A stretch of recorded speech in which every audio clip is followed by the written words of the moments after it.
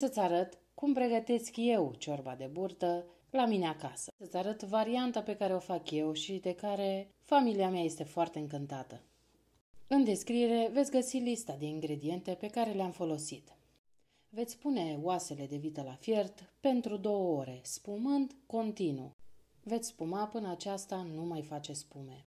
După ce au trecut cele 2 ore, veți adăuga și legumele și mai lăsați la fiert pentru 50 de minute. Adăugați sare și piper.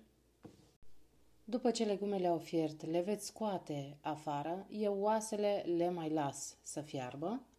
Adaug burta și pe lângă aceasta mai adaug un morcov, o ceapă și 2 foi de dafin.